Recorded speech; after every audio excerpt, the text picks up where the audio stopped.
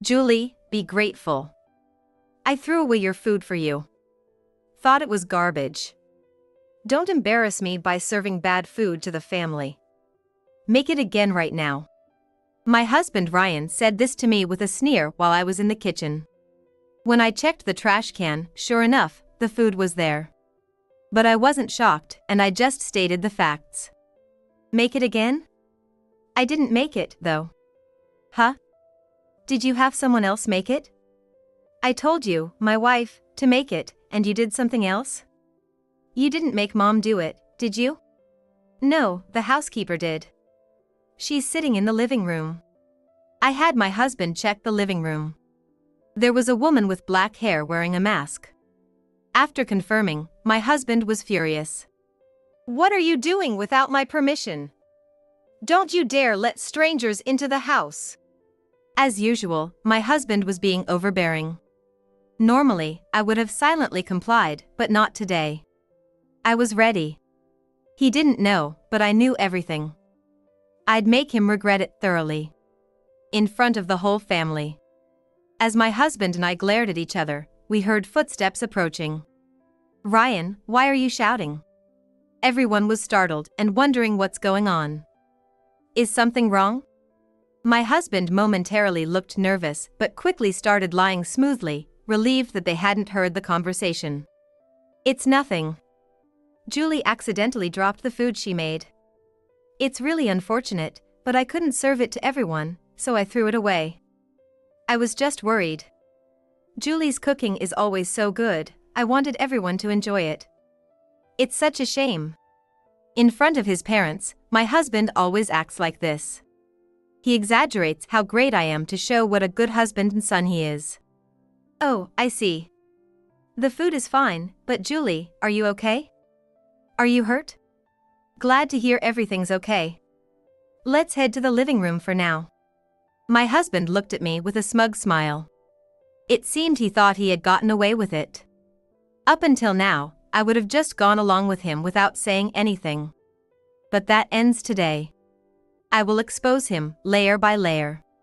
Mom, Dad, Ryan is lying. He said he thought it was garbage and threw the food away himself. He even told me not to embarrass him by serving bad food to the family. My sudden confession left my in-laws dumbfounded. Especially Ryan, who looked at me with a what expression. The usually quiet and obedient me had suddenly exposed him. This was unexpected for him. I took a deep breath and continued. I think everyone knows Ryan's job is busy. I knew that when we got married, but since then, he almost never came home. I had heard even before marriage that his job often required overnight stays during the week. Given the tough economic times, I was thankful for a busy job. Plus, he promised we would always spend weekends together. For the first few weeks, he came home only on weekends as promised. But after that, it became common for him not to come home for a whole week. As I continued, Ryan began to sweat, shaking his head as if to say stop. For the first few weeks, he came home only on weekends as promised. But after that, it became common for him not to come home for a whole week. As I continued, Ryan began to sweat, shaking his head as if to say stop. Becoming a housewife was not my wish but Ryan's. Yet, he constantly belittled me for being one. Whenever I sought a discussion, he'd insist that a housewife shouldn't oppose her husband, completely ignoring my voice. He'd call me trash and useless if he didn't like my cooking or cleaning. My in-laws were nodding but had furrowed brows, finding my story hard to believe. Ryan, on the other hand, avoided my gaze. No wonder, as there wasn't a single lie in what I was saying. He must have thought I was helpless, completely underestimating me. His eyes darted around, seeking an escape, but I was determined not to let him off. Julie has been diligent, we know that. But Ryan would never do such things. Julie, aren't you misunderstanding something? Ryan has always been empathetic and never said or did anything to hurt others. My in-laws have always treated me well. However, it was true that Ryan played the perfect husband in front of them, making it hard for them to believe my words. Ryan, realizing this, smirked at me as he noticed their support. Feeling emboldened, he took a deep breath and became assertive. Sure, I may have been too harsh sometimes, but I never meant to bully you. I can focus on work because Julie takes care of the house. I don't say it enough, but I'm grateful. Thank you, Julie. What a lousy act. The more he pretended to be a good husband, the more unnatural it seemed to me. But my in-laws, unaware of the truth, were being swayed by him. I felt sorry for them but decided to play my next card. It was time for them to see for themselves if Ryan was really dedicated to his work. Everyone, could you please take a look at this? I scattered a pile of documents and photos from a thick envelope. My in-laws and relatives gathered around the table. What is this? Who's this woman? Ryan pushed through the crowd to see the photos and documents, his face turning pale. Since Ryan had stopped coming home often, I had taken advice from a friend. Maybe he's cheating? It's hard to say, but I saw Ryan holding hands with a young woman late at night. To verify my friend's words, I started investigating Ryan. I secretly checked his phone while he was asleep and found numerous messages and photos exchanged with unknown women. A high-end brand store. I even found proof that he went to a hotel. It was clear that their relationship was more than just colleagues or friends. After following my husband for a few days with my camera to gather evidence, I even hired a detective to investigate, just to be sure. Uncle, is this for real? I can't believe it. Hey, who is this blonde girl? I can't believe Ryan would cheat. Even his relatives were murmuring with disbelief. He always put on a good face in front of his parents-in-law and relatives. Seeing the situation, my husband was panicking. But the next moment, he started defending himself with unbelievable words. Hey, everyone, don't be fooled. Where's the proof that this is me? You know, they say there are a few people in the world who look just like you. As you know, I work for a major company and I'm exhausted every day. I don't have time for an affair. That's right. That's our hardworking Ryan. There's no way he could be a manager at 25 if he wasn't serious about his job every day. He has been in the sales department since he joined the company. I heard about it when we got married, that he had excellent performance as a newbie and became a team leader and then an assistant manager within a year. He rose quickly through the ranks, becoming a manager at 25. He is well trusted by his colleagues, subordinates, and superiors. Thinking that his parents-in-law and relatives still believed in him, my husband continued loudly. Julie can be pretty scatterbrained, you know. How many times have I told her to double-check? Everyone got it now, right? All of this is just Julie's misunderstanding. The guy in the photo is someone else, and the investigation is all fake. Anyone could forge documents like that. As expected of an elite employee. He continued to speak fluently. As he said, it was possible to fake the investigation and the documents. But I had no intention of faking anything. Everything was true. Relatives were listening to him seriously and nodding. I was the only one looking at him coldly, but he seemed to be getting more confident and talkative. And Julie, don't you know anything about privacy? Even if it's a misunderstanding, there are things you can and can't do between a married couple. If I secretly followed you or hired a detective, how would you feel? You'd be sad, right? I'm working hard to support you, but being doubted hurts me. If you had just trusted me quietly, none of this would have happened. Take responsibility. Remembering the moment I found out about the affair, anger began to boil up inside me. I wanted to retort that he should act in a trustworthy manner all the time, but if I lost my temper here, my husband would just argue back. It would be quicker to make my next move rather than letting that happen. At that moment, I pointed my index finger at someone. Everyone, do you know who that woman over there is? I was wondering too. By the way, who invited her? I invited her for today. She's our housekeeper. The question of housekeeper spread throughout the in-laws' house. It was understandable since normally there would be no need to invite a housekeeper to a family gathering. But I had a reason. If I was going to drag my husband into hell, her presence was indispensable. Now, it's time to fully expose my husband's true nature. I quietly called out to the housekeeper. She flinched and then nervously removed her mask. "No way, why are you here?" my husband muttered in a low voice, then fell silent. My in-laws and relatives were frozen, their mouths agape. "This woman looks just like the young girl in the earlier photo, doesn't she? It's no wonder she looks identical. Because she is the same person. This is Ryan's mistress, Rachel." The relatives began murmuring again. Not only was my husband's affair real, but they couldn't believe I had brought the mistress here. But both the relatives and my husband must have been wondering. "How did you get her here?" I apologize for the extreme measures. I used Ryan's phone to send messages to Rachel. Naturally, Rachel thought they were from Ryan. "I'm sorry, Rachel, it was me pretending to be Ryan." As I said this, I showed the messages between Rachel and me to the relatives and in-laws. The message I sent to Rachel started with, "I want to introduce you to my relatives," and included, "Please prepare a homemade meal to impress my parents." I knew from my investigation that Rachel had been cooking meals for my husband, so I decided to use that to my advantage. I also asked her, "Please wear a mask and dye your hair black for a surprise." Rachel, believing it was a request from Ryan, easily agreed, which led to this moment. My husband approached Rachel, trembling, and asked, "Why didn't you say anything? Why didn't you greet anyone?" Rachel looked away, her head down. When I called out to her again, she slowly started to explain. "I was scared, I'm sorry. I have good hearing, so I clearly heard the conversation in the kitchen earlier. I never imagined Ryan could be so verbally abusive.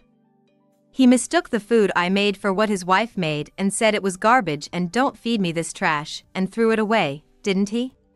Rachel questioned, and my husband frowned. I recalled the words my husband said to me earlier today. "Julie, be grateful. I threw away the food for you. I thought it was garbage. Don't embarrass me by feeding bad food to the relatives. Make it again immediately." It turned out Rachel heard those words too. "Rachel, that was a misunderstanding. I was just giving a little warning." He never imagined that his true nature would be exposed to his mistress. He was desperately trying to cover it up, but it was too late since Rachel herself was there. And then Rachel's next words caused even more of a stir. "More importantly, I just found out today that Ryan is married." Her face was filled with anger. Rachel, who had been calm until now, suddenly lashed out at my husband. "What the hell is this? You never told me you had a wife. You asked me to marry you, and I believed you. I feel like an idiot. You deceived me for a year and a half. Say something. Stop it, Rachel." Rachel seemed to be strong for a girl. She quickly overpowered my husband. My in-laws and relatives exchanged glances and then glared at my husband in unison. Realizing he had no allies left, my husband tried to leave the room silently. But the relatives quickly surrounded him and started criticizing him. "Ryan, was it a lie that Julie dropped the food in the kitchen earlier? What were you doing while Julie was taking care of the house? You're the worst. What do you mean you're too busy with work to have an affair?" Other relatives surrounded him, giving him cold stares. With even his mistress now knowing the truth, and realizing he had no allies left, my husband stood there, pale and speechless. After a moment of silence, my mother-in-law quietly asked him, "Ryan, answer me. Why did you cheat? Explain in a way that everyone here will understand." With all the relatives staring at him, my husband answered in a small voice. "I wanted to. We can't hear you. I needed a break. I couldn't help it." My husband's dismissive attitude, without even making eye contact, made everyone's gaze, except mine, even harsher. If he had given the real reason here, the guilt might have been lighter. However, my husband continued with a defiant attitude.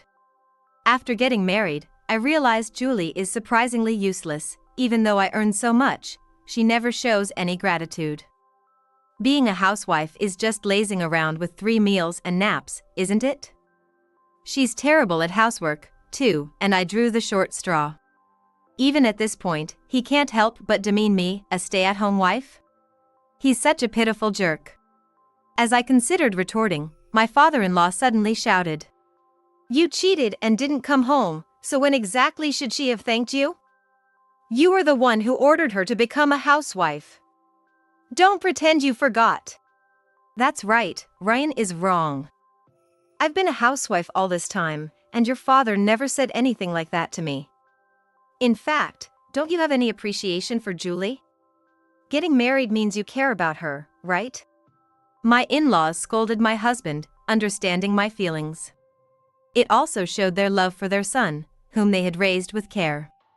They wanted him to acknowledge his mistake and apologize. The relatives stayed, giving him cold stares, waiting for a sincere apology.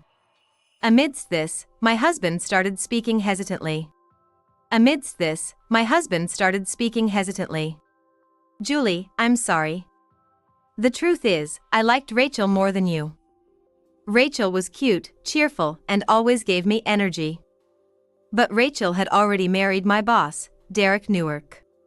So you chose Julie as a substitute?" "Yeah, that's right. But I still wanted to get married to someone." To distract myself, I approached Julie, whom I was in charge of at a client's office. Julie was kind and serious, so I thought she would be good. But soon after we got married, Rachel quit her job. When I asked why, I heard she had divorced, so I personally got close to Rachel. The relatives stared at my husband with their mouths agape. His selfish reasoning left them speechless. "So you were planning to ditch Julie and marry Rachel?" At my father-in-law's words, the relatives started closing in on my husband again. Some even attacked him with furious expressions. "How could you think of tossing Julie aside for such selfish reasons? What do you think her life is? You're a disgrace to this family." Amidst the chaos, my husband suddenly snapped back. "I told you the truth because you asked for it. Are you all blind? Taking the side of this 30-something old hag? I was an idiot too.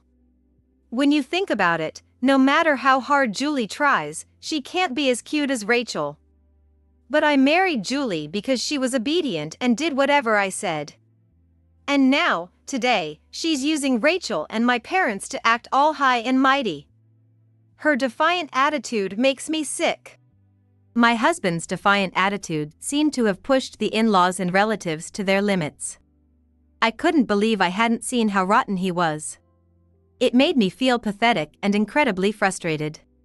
Rachel silently watched the scene unfold, sighing deeply as she looked at my husband. Unaware of her reaction, my husband pressed on. "You know, Rachel, you're really the one for me. Let's forget about everything that's happened and start dating with marriage in mind. Who would want to be with you?" My husband tried to embrace Rachel as she attempted to escape in disgust. The relatives all tried to pull him away, but then he did something unthinkable. He suddenly knelt down in front of Rachel. "Rachel, I'm sorry I kept my marriage a secret. But I truly love you. I really do want to marry you. I make good money, so I can indulge your whims. I won't mistreat you." My husband looked earnestly at Rachel. As the relatives exclaimed, "That's creepy." Rachel paused to think before responding. "So, you're saying you'll support me?" Her tone was unexpectedly sweet, a stark contrast to her earlier fury. These two are hopeless. The air seemed to say, just leave them to it. Watching this, I couldn't help but burst into laughter. Oh, this is too funny. Clearly, my husband still hadn't learned a thing. My laughter caused everyone to stare at me in surprise. "What are you laughing at? You know, you're an idiot, aren't you? You haven't noticed anything at all. Remember who Rachel's husband is? Your respected boss, Derek, right? I know that, but they're divorced, so it doesn't matter. But did you hear divorced from them personally, from Rachel or Derek?" "No, it was just office gossip." The in-laws and relatives started murmuring, maybe. I decided to reveal a shocking fact that no one here knew. Rachel isn't divorced. She also lied to Ryan about being single. What? Not divorced? Rachel was deceiving me? That can't be right. Don't talk nonsense. I've been single for a long time now. Before Rachel could finish, I thrust a document in her face. It was a marriage certificate. Rachel, if you're divorced, you can sign the marriage certificate, right? You intend to marry Ryan, don't you? Caught off guard by the marriage certificate I had prepared, Rachel was taken aback. I offered her a pen, but she didn't move. I pressed on. I forgot to mention, this is the latest investigation report. Ryan, and everyone, please look at this part of the document. I pointed to a specific spot on the document. Rachel's full name was listed there. Rachel Newark, which means... Rachel, you really aren't divorced? Apart from the earlier investigation, I also looked into Rachel's personal situation. It seems there was talk of divorce due to an affair. Kind Derek must have forgave her the first time on the condition that she become a housewife and take housework seriously. My husband couldn't hide his shock upon learning that Rachel was still married to his boss. Pale-faced, he asked her, "Rachel, why didn't you tell me?" "I approached you because I thought you were single." "This means I've been sleeping with the boss's wife." Rachel replied with a defiant attitude. "I never said I was divorced. I started seeing you just for the thrill. After all, my husband is the director. You're a manager. If I'm going to be a housewife, it's better to be with someone who has more money. But my husband is a workaholic and always comes home late. I was bored, so I had an affair with you." "You deceived me. You deceived me too, didn't you? So we're even." Rachel laughed boldly. "It's clear both of them are terrible people." My husband, realizing the situation was spiraling out of control, panicked. "By the way, Ryan, I've already informed the company about this. Just so you know." "You mean even Derek? Give me a break." When I discovered his affair, I had already informed his company. Then a shocking truth was revealed. "I heard you've been taking credit for your subordinates' work to boost your performance. Since you didn't need to work hard for your sales results, there was no need for overtime. One of your subordinates courageously reported this. And you've been threatening your colleagues and subordinates too. Damn, they ratted me out. No wonder everyone's been cold to me lately. If the director abandons you, it's all over. But you brought this upon yourself. Please, Julie, I was deceived too. Can't you talk to the company and get them to retract it? Otherwise, my career is ruined. I'm begging you to. If we get divorced, I'll have to work, and I don't want that. Even in this situation, all you two care about is yourselves. There's no way I'm going to forgive you just like that. Both of you will suffer and regret this for the rest of your lives. You're going to leave me, Julie? You tried to leave me first, Ryan. So I'm leaving you." The relatives all left the room, looking down on my husband and Rachel. Having lost all his allies in less than half a day, my husband stood there, helpless. He even started arguing with Rachel again, but I ignored them and left the house with my relatives. After that, Ryan and I successfully divorced, and I claimed $100,000 in alimony. Naturally, my husband's misdeeds became known at the company, and he was completely isolated, even ignored by the boss he respected. Having lost his place, my ex-husband quit his job in desperation. But in this small town, he's known as the man who stole his boss's wife and didn't take his work seriously, making it difficult for him to find a new job. To pay me the alimony, he had to take on multiple part-time jobs, working himself to the bone both physically and mentally.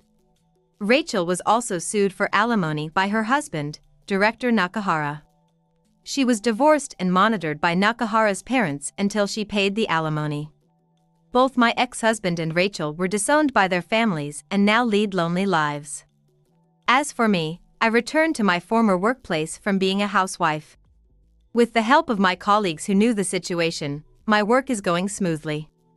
I'll take a break from romance for a while, but if I ever get married again, I want it to be with someone who respects me. My name is Kinsley Smith. I'm a housewife celebrating 20 years of marriage. Our family is harmonious, and my husband David cherishes us deeply. I've lived my life devoted to my family, trusting in David. Our twin sons, for some reason, are prodigies with IQs of 150. They easily got into prestigious universities and are currently interning at the major corporation where David works. Though we've faced storms at times, our household has been smooth sailing. However, a storm that seemed it might sink us has arrived. It happened one afternoon. I decided to check out a slightly different store and extended my trip to a station a few miles away. As I wandered around with heavy bags, I encountered a man resembling my husband. Oh. What caught my attention was the woman next to him. She was noticeably younger than me and radiated an unreal beauty. This stunning woman was leaning on my husband, who's nearly 50, arm in arm, smiling blissfully. Is this? The words affair and infidelity came to mind. Unable to confront them, I ended up just taking a photo. By evening, drained of the energy to cook, I sat on the living room couch, staring at the photo on my smartphone. Then, I knew David had come home. What's wrong? There he was, seemingly unchanged. As if the man I saw today was someone else. But I had looked at the photo over and over. I even zoomed in. The suit, the bag, the hairstyle. In the photo were unmistakably David's. Did you happen to walk in front of the station a few miles away today? Attention emanated from him. Well, what time? In the evening. Not sure. She's very beautiful, isn't she? Almost doesn't look like an ordinary person, so beautiful. Like an actress or a model. Yes. That woman, yeah. She must be a model associated with the company. We're planning to launch a new commercial, so she's probably involved in that. Is that so? But you two seemed quite close. I showed him the smartphone I was holding. After a moment of silence, David confessed everything. Hearing the truth, I was speechless. I can't cook tonight. I'm sorry. Please eat out. Okay. With a guilty look, David turned and left the house. As he did, the tears I had been holding back started to flow. My sons returned home as David left and noticed me crying, but I couldn't respond to their questions. However, seeing the smartphone on the table, they were speechless. Mom, this. I've been deceived for 15 years. That's all I could finally say. What do you mean? He's been cheating? Hey, Jack. This woman. Yeah. Mom, what are you gonna do? Even if asked what to do, I have no answer. David said he loves this woman. But he also said he couldn't destroy our family. Yet, recalling the happy look on his face at that moment, it's hard to believe those were his true feelings. Maybe he really wants to live his life with her. Such thoughts keep coming to me. I always thought I was loved by my husband. I believed that living with David was my entire life. And yet, to think it has come to this. Maybe it's better to separate, for David's sake. Perhaps that would be best for him. When did Dad start doing this? 15 years ago, right? She said she's been deceived for 15 years. Oh, did she mention that? Listen properly. But it's too shocking. Mom must be more shocked. Yeah. How old is this woman? Hard to say, she's incredibly beautiful. Looks to be in her early 30s. She's 40. 40, huh? She's quite old then. A real piece of work. To think she'd get involved with someone like Dad. She could be one of the world's 7 wonders. Dad wants to live with this woman. Really? Yeah, he said that. But he also doesn't want to ruin our lives. That's impossible. You can't have both. Maybe if you're really rich. Right, an average employee can't manage that. Where does Dad's heart truly lie? His true feelings? Yeah, if his desire to live with her is real, holding him back won't make anyone happy. But why? I wonder why I never noticed that Dad's heart wasn't here. Was I too happy? Too happy? Yes, maybe I was so happy that I thought this was normal and couldn't read Dad's feelings. Mom, you're too kind. Dad's the one who cheated, you have every right to be angry. His feelings don't matter. But I'm the one who let it happen. Mom did everything a wife should do. There's no way he had complaints. You always make delicious meals. This is Dad's fault. That's right, Mom, you shouldn't blame yourself. But Dad's face was so happy. I've never seen him look that happy. Maybe he's happier with her than with me. But holding him back would only cause him pain. It's better if we split up, isn't it? Dad wants to be with her. If I wish for Dad's happiness, I should step aside, shouldn't I? Are you serious? Even though Dad is the one at fault?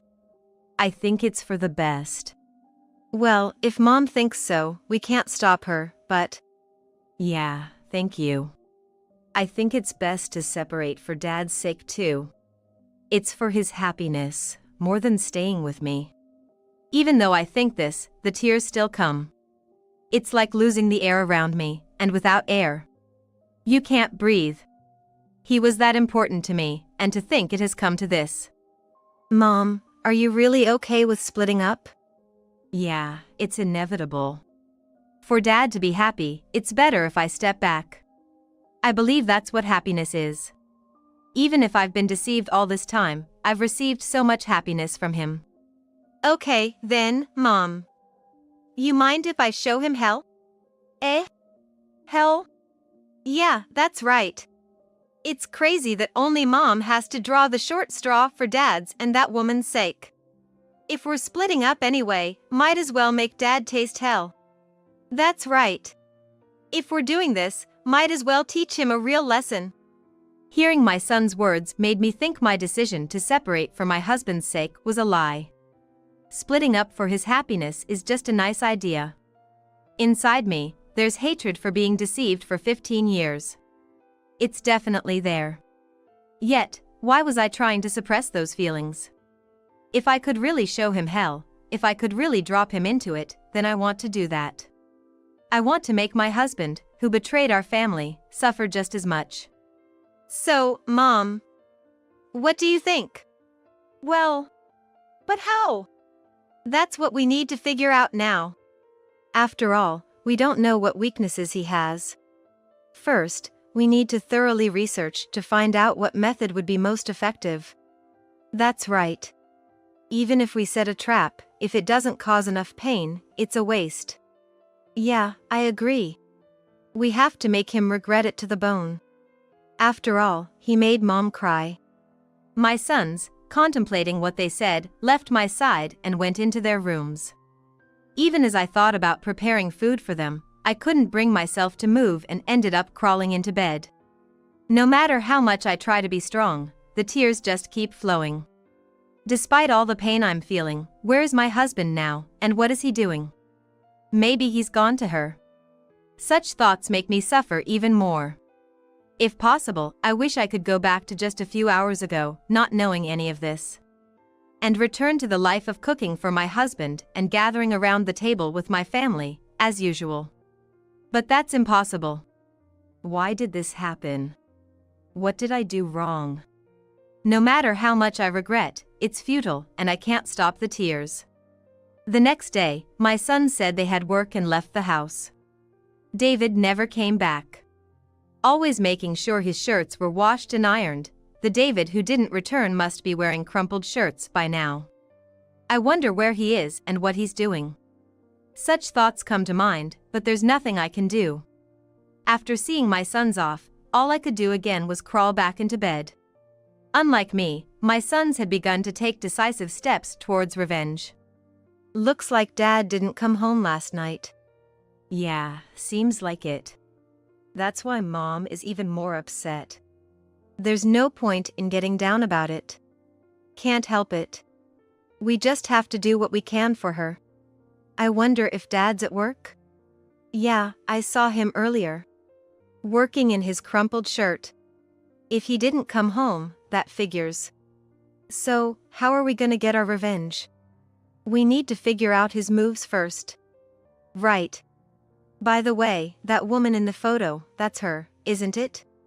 One of the sons glanced towards the woman in the photo. Yeah, 90% sure it's her. It's tough to say 100% because it's a photo. What do we do?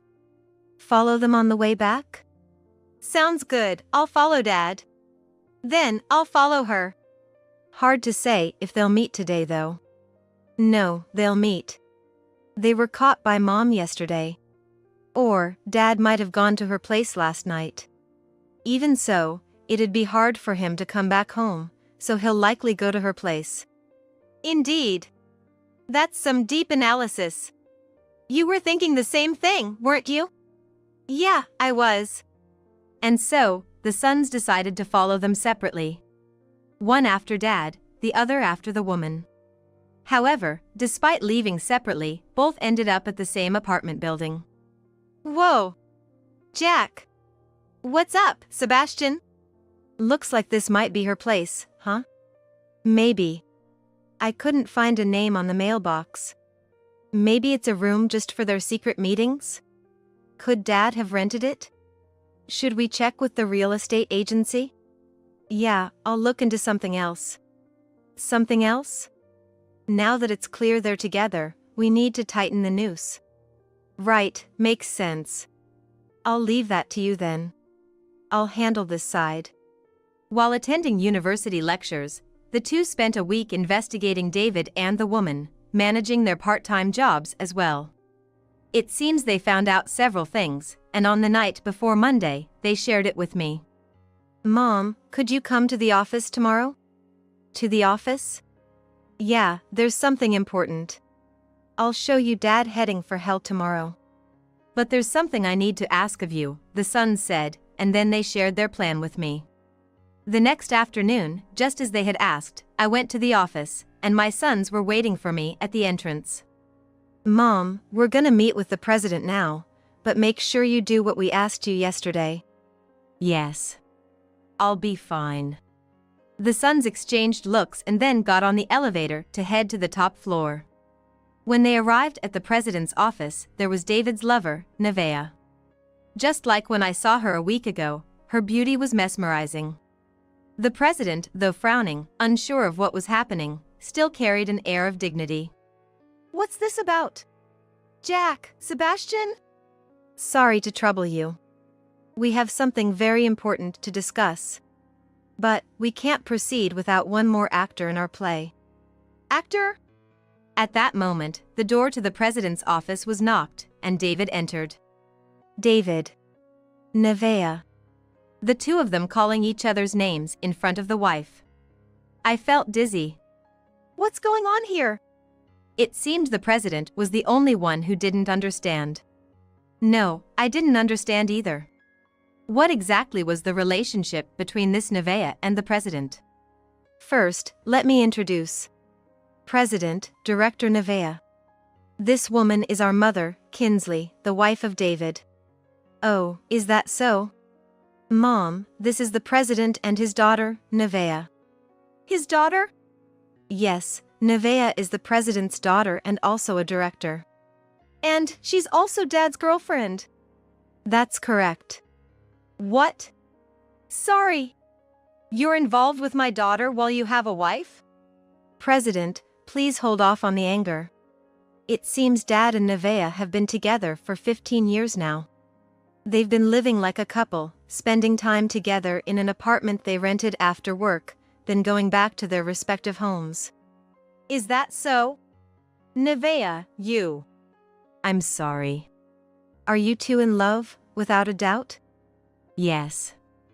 I love David. Even after 15 years, I never once thought about breaking up. Is it because you want to marry him?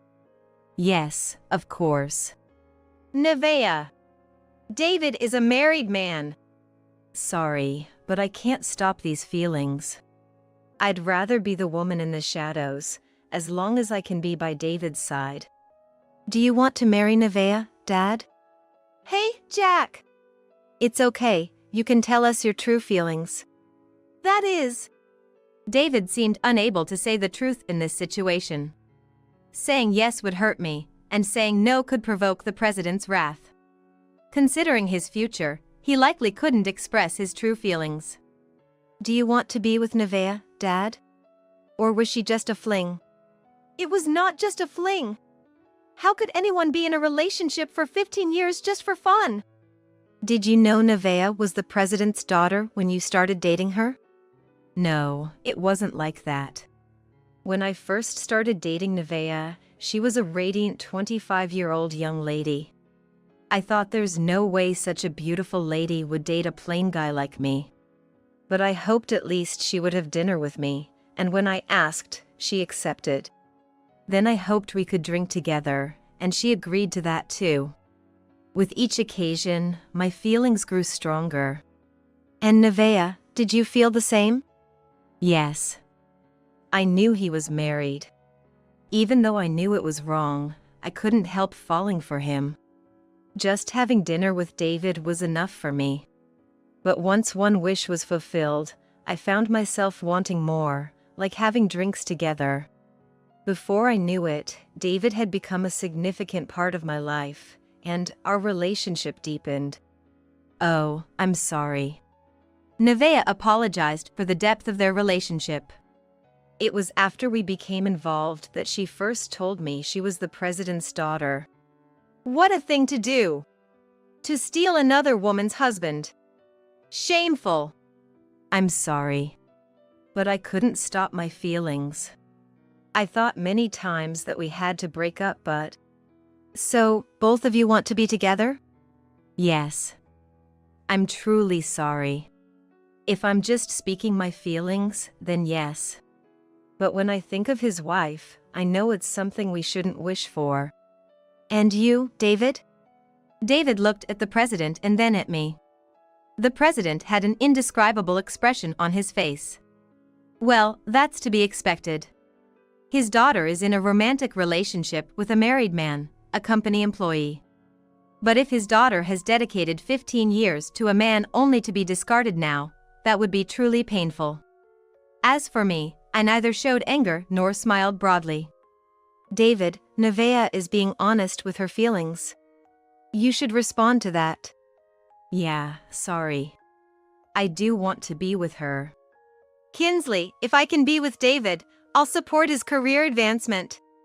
I've already been doing everything I can for him, but I'll strive even more for his sake. So, you're asking for my forgiveness? Yes. Yeah, Nevaeh has been really good to me. I even got a recommendation for a director position because of her.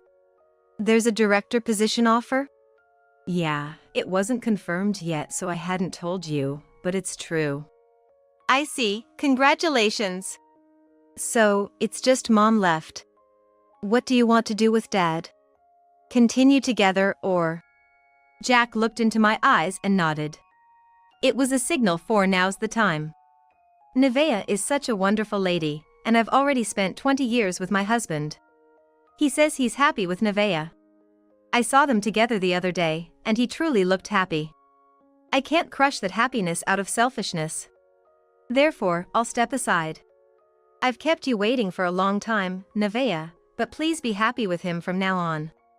Madam, are you really okay with this? Yes. If I wish for my husband's happiness and Nevaeh's happiness, that's the natural answer. Thank you. I'm sorry for my daughter's outrageous selfishness. If Nevaeh is willing to marry and Dad has the intention to, it's only right for Mom to gracefully step aside. We'll be here for Mom, so there's nothing to worry about. However, in exchange, please pay alimony and cover our college expenses until we graduate. And we'll also ask Nevaeh for compensation. After all, even if it's Dad's fault, the fact remains that a family was broken. Understood.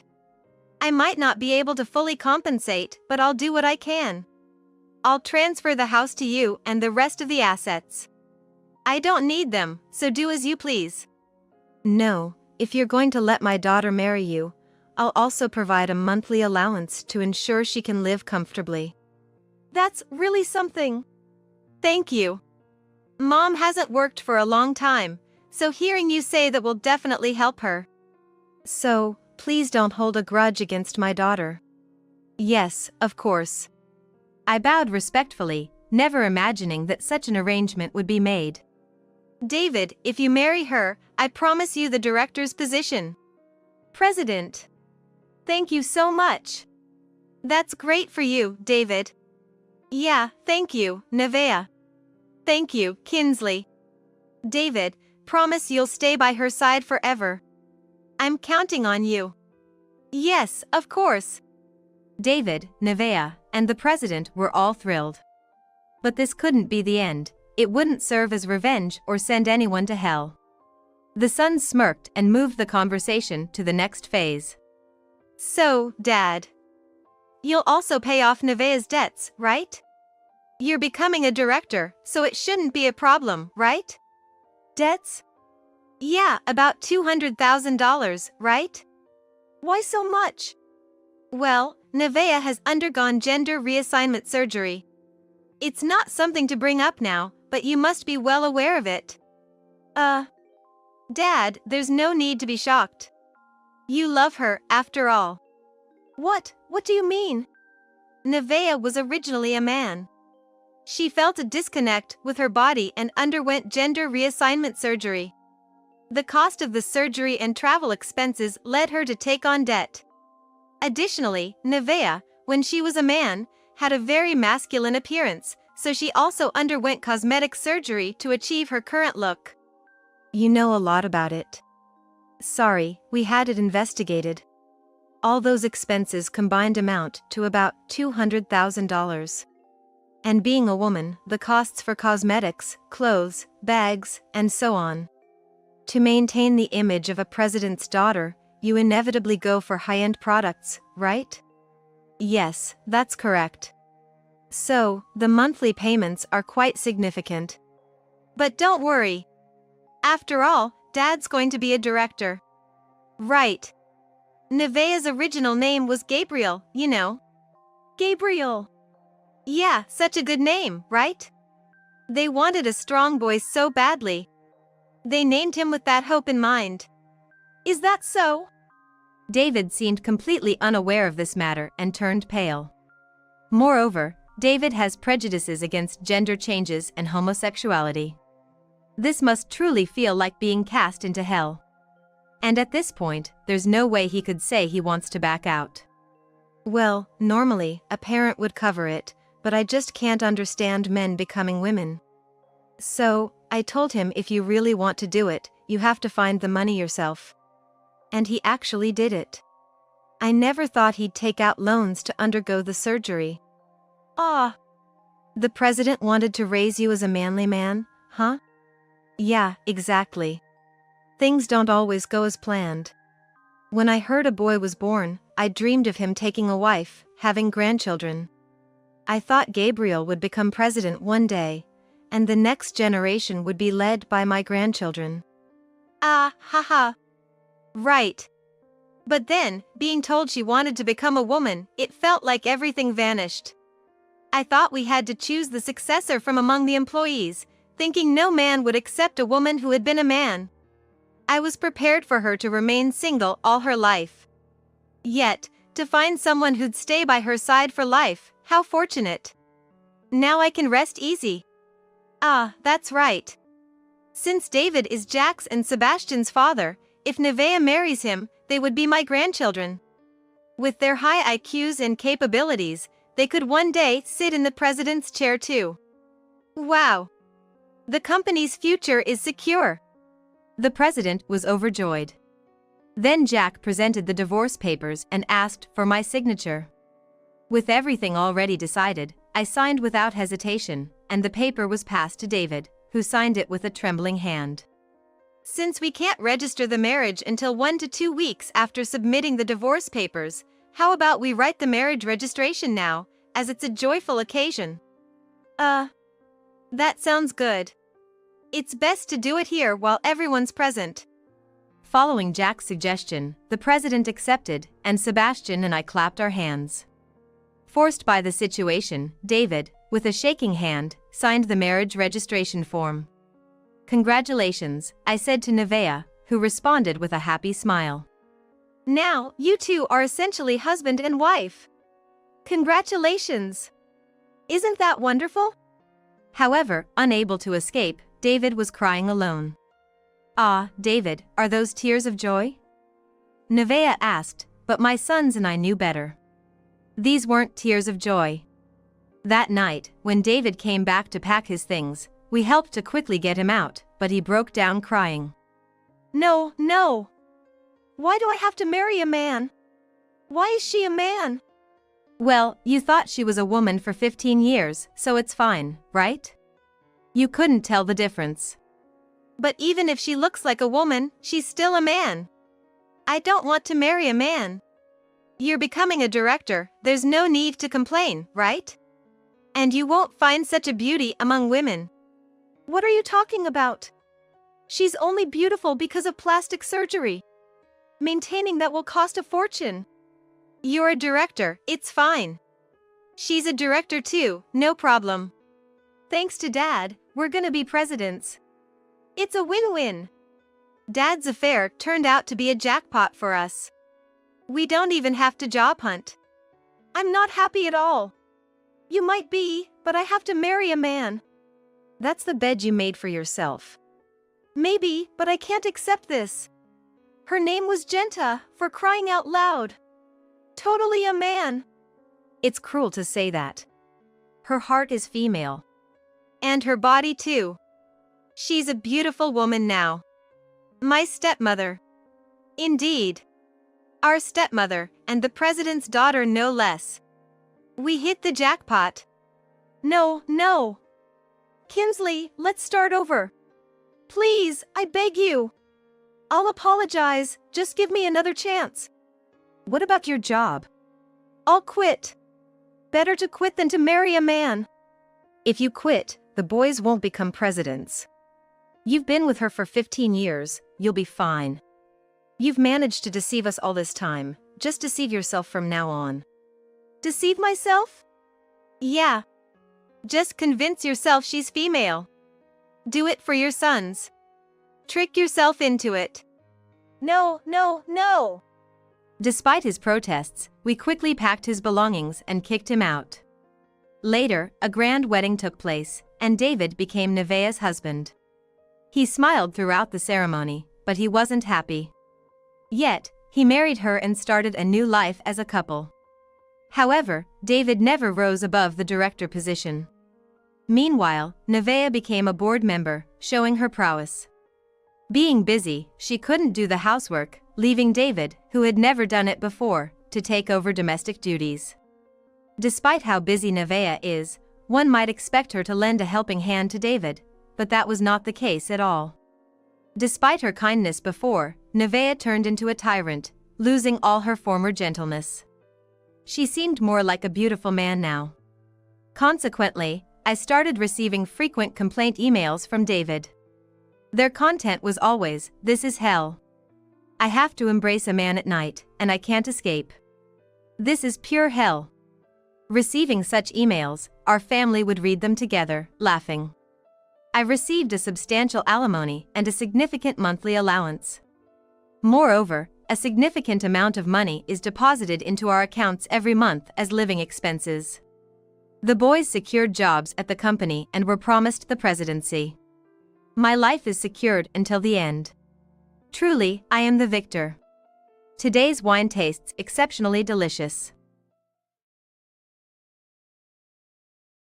I'm remarrying a new wife. You're no longer needed. Following that, my mother-in-law also said something terrible: a useless person should just get divorced and leave. Upon joining us, My father-in-law seemed to understand the situation and yelled, "A wife who can't bear children doesn't belong in our family. Just divorce Roy quickly and let him marry Hannah." Being told such unreasonable things, I just stood there in silence. It was the first time in my life that I was made to feel so miserable. But at the same time, my resolve became unshakable. The time had come for me to raise the signal to counterattack. Seeing my expression, everyone but my sister-in-law froze.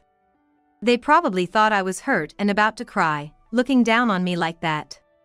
Defying their expectations, I said with a broad smile, "I'm already divorced, you know? And that woman." Hearing my words, my in-laws and Roy gasped in astonishment, uttering a pitiful "huh?" The betrayers were shaking upon discovering the shocking truth. "My name is Emily, and I'm a 31-year-old part-time. I married Roy 3 years ago, but we don't have any children yet. When we got married at 28, I was working full-time, and continuing to work would have guaranteed a solid career.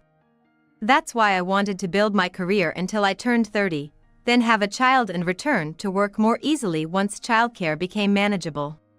Roy understood that, and we agreed to start trying for a baby after I turned 30. So, when I turned 30 and was about to start trying in earnest, I went for a checkup just in case, as a friend who was also trying was struggling with infertility. The result was that I found out I have a condition that makes it difficult to conceive, and I decided to switch to part-time work to focus on fertility treatments. Roy works at a real estate company, and we can live comfortably on his salary alone. We were also able to save a little every month, so he was okay with me working part-time. But that's when the nightmare began. Once it became clear I had fertility issues and switched to part-time, Roy's attitude changed drastically. He used to be kind, but suddenly he said, "I'm full-time, you're part-time, so you should take care of everything at home. If I don't earn money, we can't even afford fertility treatments, let alone live. You need to perfectly manage the household to avoid stressing me out." I was good at household chores since I lived alone, so it wasn't too painful. But Roy started to nitpick everything. If the room was a bit messy, he'd say, "You're lazy. What kind of housewife leaves the room this dirty?" And if the dishes weren't washed right after a meal, he'd say, "A woman who puts off even this isn't cut out for a family. Then work more and earn. There are remote jobs and such hiring, right? Well, you're still in charge of all the household chores since you're part-time and I'm full-time." I had just found out about my infertility, so I was feeling down, thinking it was somehow my fault despite Roy being fine. So I wanted to create a relaxing space at home for Roy, who was tired from work, and tried to meet his expectations. Looking back, I realized Roy was just taking advantage of my weakened state. At that time, I convinced myself to endure until I got pregnant, suppressing my feelings. I thought Roy would return to his kind self once we had a child. Hoping for a sliver of hope, I continued with fertility treatments while managing part-time work and household chores. But the strain took its toll, my health deteriorated, fertility treatments weren't going well, and the gap between us grew. Gradually, I couldn't keep up with the housework, my feelings were a mess, and I became more emotional. Roy then said, "You can't even get pregnant and act all high and mighty. If you don't want to be divorced, listen to me." From that day, he clearly looked down on me. He said I was acting all high and mighty just because I asked him to put his socks in the laundry basket instead of leaving them around, and he yelled, "Shut up." So, I spoke up a bit more firmly. Being looked down upon like this made me feel miserable, and I didn't even know what to do anymore. And Roy began to treat me not as his wife but as a convenient woman or a servant, and my heart grew more and more troubled. A year passed in this way. Ultimately, we didn't have a child, and the gap between me and Roy remained. Switching to part-time work and starting infertility treatments, this past year has flown by in a flash. Yet, it's also been the most challenging and painful period of my life. But recently, there's been a change. Roy suddenly started being nice. Not just a little, it was a significant change. It was as if he had become a completely different person, showing more concern for me than ever before. For example, in a month when the infertility treatment didn't work, and I was feeling down, he said, "You okay? How about I make dinner tonight? I can whip up your favorite beef stew." I was half touched, half suspicious. After all the times he'd looked down on me, to see such a drastic shift in behavior made me wonder if there was a catch. So, I asked Roy, "What's up? Anything good happened recently?" He relaxed his face and said, "Yeah, work's been going great. I got selected to be part of a big project. But it means I'll have to do more entertaining and weekend golf, so I might be away from home more." Up to this point, it was all good. My physical burden had lessened, and if Roy's work was going well, it meant our future was secure. If I just accepted Roy's kindness without question, there'd be no trouble. But there was one thing that bothered me. Lately, Roy had become keen on knowing my every move, so I asked him, "Hey, what's going on? You used to not care at all about where I was or what I was doing." Suddenly, Roy burst into anger. "What's wrong with wanting to know what my wife is up to? Emily, are you doing something behind my back that you can't tell me?" From my perspective, it was bizarre for Roy to yell over something so trivial. It seemed more like he was hiding something from me and was being overly nice to cover it up. A friend who had recently divorced told me how her husband started acting nicer just before his affair came out. That's why I started suspecting Roy of having an affair and began to closely monitor his movements as much as he did mine. Then I noticed a pattern. Roy would only go out on Tuesdays, and every second Sunday, he went golfing. On days other than those, if I asked casually where he went, he'd answer normally. But on those specific days, if I asked, he'd snap, "Geez, stop nagging me. It's annoying, you know." It was all too suspicious. I grew more convinced that Roy might be cheating and decided it was time to take serious action. A few weeks later, worn out from the ongoing covert battle with Roy, I needed a break and went on a little trip. It was about a 20-minute drive from our home, but I'd been wanting to check out this cafe that had just opened.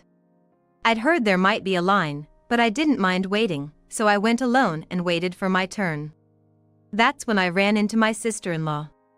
She's 2 years younger than me, 29, works as a kindergarten teacher, and is bright and kind. She looks up to me like a real sister, and I dote on her like she's my actual sister. When I called out to her, she looked startled and scanned me from head to toe. She usually wouldn't do something like that, so her strange behavior had me tilting my head. "What's up?" At my voice, she blinked rapidly as if snapping out of it and, after a moment of silence, returned to her usual cheerful self. "Let's have lunch together," she suggested, so we changed the reservation to 2 people and sat down together after waiting for a bit. Over lunch, she told me a shocking fact that left me speechless, unable to even eat. After lunch, though originally planning to go home, I changed my plans. I decided to go to my in-laws' house with my sister-in-law. Their house is about a 30-minute drive from our apartment, a place I usually don't stop by. My in-laws aren't exactly fond of me, or rather, they don't like me much, so apart from Christmas, we don't see each other, making this visit quite rare. From the cafe, it's just over a 10-minute drive to their house. My sister-in-law lives alone and usually contacts her mom when she's coming home. But today we decided to go without notifying her. Today is the second Sunday. Roy was supposed to be at his usual business golf, but for some reason, when we arrived at my in-laws' house, Roy's car was parked there. My sister-in-law unlocked the door for us, and we entered. Immediately, my mother-in-law appeared and asked, without hiding her displeasure, "Oh, why is Emily here?" Just the fact that a daughter-in-law stopped by warranted this attitude. I barely managed to suppress a sigh. Then, from deeper inside the house, I heard voices of a man and a woman, and Roy and a woman popped out. Roy momentarily grimaced, but the woman smiled brightly and said, "Nice to meet you. I'm Hannah, and I'll be Roy's wife from now on." While I was stunned, my sister-in-law, with a furious look, confronted Roy and the others, demanding, "Hey, what's this all about? Explain yourselves." Roy sighed deeply. Then, looking at me with a disdainful expression, he dropped a bombshell. "I'm remarrying a new wife." You're no longer needed. Following that, my mother-in-law also said, a useless person should just get divorced and leave, hurling awful words at me. Strangely, while I managed to stay calm and rational, my sister-in-law, trembling with either anger or sorrow, gave me a look of sympathy. Meanwhile, Roy, Hannah, and my mother-in-law looked down on me with a smug attitude, showing no remorse. Then my father-in-law, attracted by the noise, came in and immediately understood the situation, yelling, "A barren wife doesn't belong in this family. Hurry up and divorce Roy and let him marry Hannah."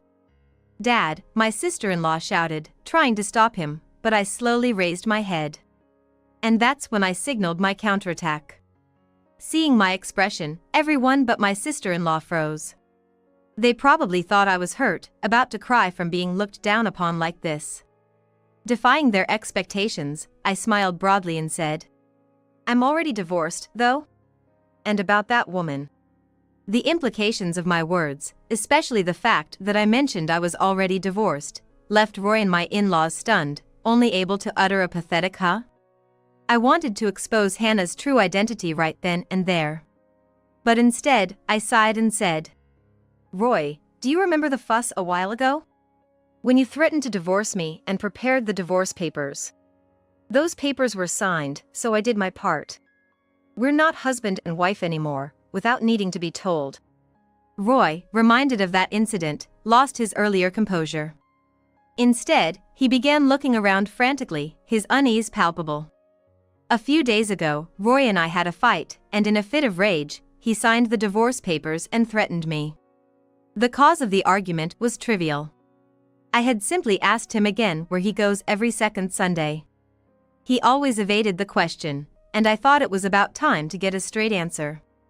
Roy, turning red, shouted in what's become a standard response, "You always ask that. Are you trying to control me? I'm not having it." I was merely asking where he was going, but his extreme reaction to my question about the second Sunday was absurd. Still, Roy kept ranting and stormed out of the house. I wondered where he had gone off to when he returned a while later with the divorce papers. He filled in his section in front of me, then pushed the papers at me, saying, "I can divorce you anytime I want." When I asked him if he really intended to divorce, he nodded emphatically. So, I secretly filled in my section too and kept the papers in my bag, ready to submit at any time. In a way, it was like a talisman. If anything happened, I could use these papers to dissolve our marital relationship, a magic piece of paper. And today, after running into my sister-in-law and hearing a shocking story, reaching my breaking point, I submitted the divorce papers before heading to my in-laws' house. Hearing this, Roy argued, "That was just a threat, I didn't mean it." But my sister-in-law retorted, "You signed it yourself saying you could divorce any time, that clearly shows intent," leaving him speechless again. Sarcastically, I said to Roy, "So, our marriage is pretty much in ruins. Happy now?" Roy was about to say something when his mother interjected with a smug look, "Oh, is that so? Well, we were expecting you to divorce anyway, so that's fine by us." It seemed like Roy's father shared the same sentiment, nodding in agreement. To my in-laws, my divorce from Roy was inevitable, so to them, it was more of a relief than anything else. Hannah, standing next to Roy with an annoying grin, seemed pleased with herself. Noticing this, Roy chuckled smugly, "Yeah, that means I can start my life with Hannah, the first step to our future together." It was disgusting. My sister-in-law looked frustrated, as if embarrassed by these four. To me, these clueless family members and Hannah were just too foolish to take seriously. Ignoring their triumphant looks, I pulled out my phone. Then, I showed Roy and the others a photo that clearly depicted Roy and Hannah in a compromising situation. Time-stamped and location tagged. I said to Roy, "I didn't file for divorce on a whim. I've been compiling evidence of your affair from the start," I declared, watching Roy swallow hard. Glancing at him, I added that I intended to demand alimony, right when Hannah burst into laughter. Frowning at Hannah, she blurted out, "So, you've been investigating me too? About that woman, guess you figured it out. I was gonna reveal that I'm pregnant." Too bad, Roy and his parents already knew and even let me stay here on purpose. My sister-in-law was shocked. When we met at the cafe, she had already been informed by Roy and my in-laws that we had divorced. The reason they gave her was shocking. They claimed I was terminally ill and had decided to break up with Roy, who had supposedly made a tearful decision. Roy had told his sister a lie about breaking up due to a fake illness. Hearing this story, I was appalled. According to my sister-in-law, Roy had cautioned her. Emily is despairing over her life now. So, please don't contact her and accidentally upset her. Hence, my sister-in-law avoided reaching out to me, thinking it was for my own good. But upon returning home, she was surprised to find a strange woman living there, introduced as Roy's new wife by my in-laws. She had realized she'd been deceived all along. But hearing about Hannah's pregnancy was new to her. As Hannah gloated, I burst into laughter. Then turned to her. Of course, the detective caught that you're pregnant. But I brought something even more interesting since it's unlikely that Roy and his parents wouldn't know. The atmosphere tensed. Everyone held their breath, wondering what bombshell I would drop next. And the moment I opened my mouth, the silence was broken and the situation drastically changed. And what I wanted to say is, Hannah is pregnant with another man's child, not Roy's. Hannah's face paled, and Roy was speechless, while his parents slowly turned their gaze towards her. I had spared no expense on a detective to gather irrefutable evidence and information beneficial to me post-divorce. I had requested detailed investigation reports and evidence, including photos with date and time stamps. By the time of our divorce fiasco, I already had enough evidence to confront Roy. The reason Roy only left on Tuesdays and every second Sunday was because those were Hannah's days off from work. Roy inadvertently dug his own grave by filling out the divorce papers, making it a windfall for me. I could have cornered Roy with the evidence I had, but I thought it was too soon. That's because the detective had mentioned that Hannah, Roy's affair partner, seemed to have a dark shadow hanging over her. So, I decided to request a more detailed investigation into Hannah. It turned out Hannah was pregnant, and Roy was aware of it. This was somewhat expected. However, Hannah insisted on going to the doctor alone, stubbornly refusing to take Roy with her. It seemed Roy thought nothing of it. But Hannah had a clear intention to keep another man from suspecting anything. In reality, Hannah was involved with another man, a married man with children, and the child she was carrying was undoubtedly his. The married man, unable to leave his family for Hannah, had agreed to cut ties by paying all expenses related to the pregnancy and a lump sum for child support upon Hannah's request. The agreement was to settle their relationship by paying child support if a test after the child's birth confirmed his paternity. Therefore, it appears that this man was always accompanying Hannah to her doctor appointments, leaving no opportunity for Roy to join. Roy, unknowingly, had dug his own grave by signing the divorce papers, making my case even stronger.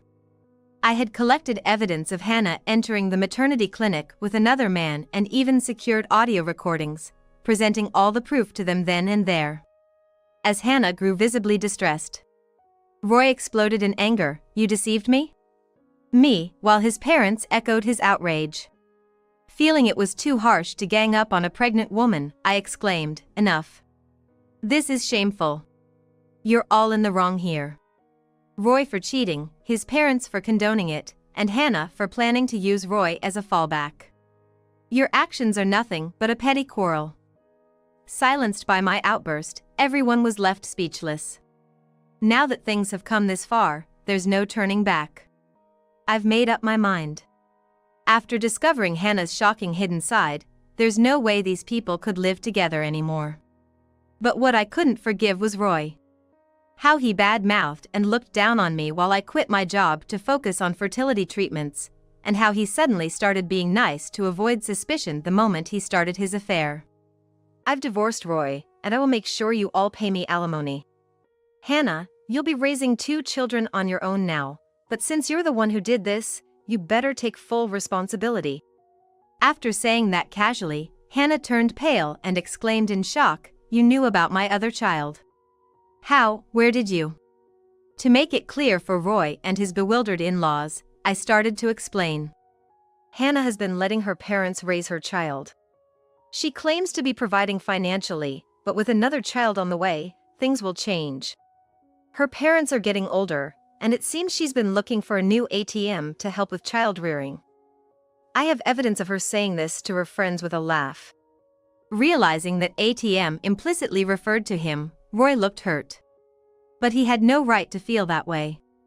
The in-laws were flustered, and in a panic, my mother-in-law dropped her previous confident demeanor, saying, "So, Hannah's child isn't our grandchild? Then there's no reason to keep her in this house. Leave right now." Conveniently switching her stance. Hannah, in a panic, tried to defend herself. "No, it is Roy's child. Please believe me." But my sister-in-law finally spoke up. "Do you really think saying that now will make anyone believe you? Hannah, do you not realize the mess you've made of people's lives?" And with that, Hannah fell silent. Then, my sister-in-law dropped a bombshell. "Aren't you the mother of a boy who goes to the daycare where I work? The one always brought in by his elderly grandparents. His name wouldn't happen to be Henry, would it?" Hannah's eyes widened. She opened her mouth to respond but ended up closing it without saying anything. Her silence affirmed my sister-in-law's question. Shocked, my mother-in-law collapsed on the spot, and my father-in-law looked back and forth between us, panicking. It seemed like the right moment. I presented Roy with an ultrasound image, saying, "Thanks to the fertility treatments, I successfully got pregnant with your child. I was about to tell you after dealing with the morning sickness, but then your affair became undeniable. This child is undoubtedly yours. We won't be living together, but expect to pay child support." Roy looked devastated, but my audacious mother-in-law chimed in, "If there's a child, then she still has the right to be a wife. I'm sorry, we were just misled by this woman. Please, Emily, come back to us." Ignoring her, I turned to leave the house. As my mother-in-law called out to me repeatedly, I turned back once and said, "What are you doing? You never liked me from the start, and once you found out Hannah was pregnant with your son's child, what action did you take? You're beyond brazen." Taken aback by my confrontation, my mother-in-law lowered her head again. My father-in-law, perhaps realizing their folly, said nothing more. After all, they discarded me just as I no longer needed to acknowledge them as family. Stepping outside, my sister-in-law repeatedly apologized, asking if there was anything she could do. I said, "Just make sure they don't get away with this. From now on, I'll be handling things through a lawyer with Roy. And from now on, let's not be sister-in-law and sister-in-law but friends instead." Surprised, my sister-in-law nodded and said, "Let's get through this together." Following that, I hired a lawyer and demanded alimony. They pleaded inability to pay the substantial amount I demanded, but after I threatened legal action and assured them of my relentlessness, they reluctantly agreed. Hannah's affair with the married man came to light, leading to a confrontation and eventually reaching his wife's ears, causing an uproar. Consequently, overwhelmed by our demands, Hannah turned to her parents, who, after scolding her, came to us to apologize and settled the amount in full. Hannah desperately turned to her parents' home for help. Naturally, she was severely scolded by her parents, who then dragged her to our place to apologize. After giving birth, Hannah will have no choice but to work from dawn till dusk, making it impossible for her to indulge in affairs ever again. Despite being incredibly irresponsible, given she has children, Hannah is now under the strict financial control of her parents, unable to find any release for her stress. Having lived selfishly until now, I hope she lives for her children from here on out. On the other hand, Roy faced a disastrous fate as well. While it was good he paid me the alimony, he had to sell the family home to come up with the money. Now, he and his parents are huddled together, living in a cramped, run-down apartment. Although I agreed to allow him to pay child support in installments, as expected, there were defaults. He probably thought a little delay would be fine, based on whatever he read online. I had warned I would be relentless. I promptly took legal action for enforcement.